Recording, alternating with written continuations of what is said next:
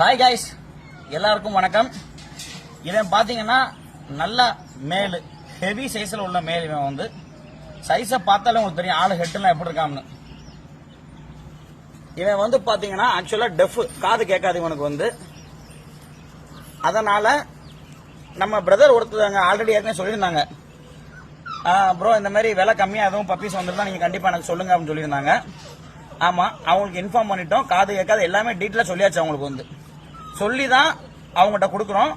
இன்னைக்கு அவங்க விழுப்புரம், அவங்களுக்கு வந்து அவங்களுக்கு தான் இந்த பப்பி போகுது. ஃபர்ஸ்ட் வேக்சினேஷனும் கம்ப்ளீட் ஆயிடுச்சு, ஃபர்ஸ்ட் டிவார்மிங் கம்ப்ளீட் ஆயிடுச்சு.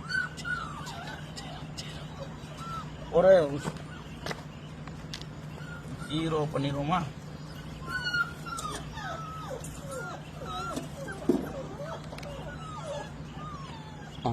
ஓகே, இவன் வெயிட் எவ்வளவுதான் பாத்துக்கோங்க. கிட்டத்தட்ட ஒரு 3.25 கிலோ கிட்ட இருக்கான் ஆளு. நல்ல ஹெவி சைஸா இருக்கான் ஆளு வந்து. என்ன இதை இன்னொரு சார் நாகர்கோவில் உள்ள சார் தான் புக் பண்ணியிருந்தாங்க. இவன் வந்து 20 நகம் ஆசைப்பட்டு புக் பண்ணியிருந்தாங்க. டெஃப் ஆகி போச்சு, ஒன்றும் பண்ண முடியல.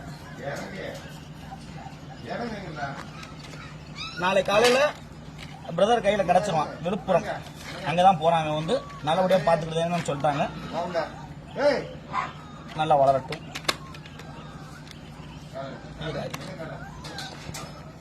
அதே மாதிரி இவன் வந்து பாத்தீங்கன்னா ஃபீமேல் பப்பி. இதுவும் வந்து பாத்தீங்கன்னா காது கேட்காது. ராஜபாளையத்தில் உள்ள மிகப்பெரிய பிரச்சனை அது ஒண்ணுதான். ராஜபாளையம் பிரீடர்ஸ்க்கு எல்லாருக்குமே தெரியும் ராஜபாளையத்தை பிரீட் பண்றதுல எவ்வளவு சிரமங்கள் இருக்குன்னு. இவ்வளவு சிரமத்தை தாண்டி தான் நாங்க இந்த பிரீடை நாங்க பிரீட் பண்ணிக்கிட்டு இருக்கோம். மற்ற பிரீடு மாதிரி ஈஸியா பண்ணிட முடியாது. இதை வந்து இவளுக்குமே காது கேட்காது.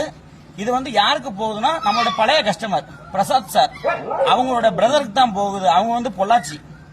பிரசாத் சார் வந்து தாராபுரம், அவங்களோட பிரதருக்கு வந்து பொள்ளாச்சி. அங்கதான் இவ போறா.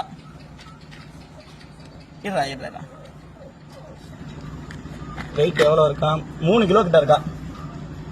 2 பப்பீஸ்க்குமேவும் ஃபர்ஸ்ட் வேக்சினேஷன் பண்ணியாச்சு, ஃபர்ஸ்ட் டிவார்மிங்கும் பண்ணியாச்சு. எல்லாமே கிளியரா பண்ணியாச்சு. நல்ல செல்ஃப் ஃபீடிங் பழக்கியாச்சு.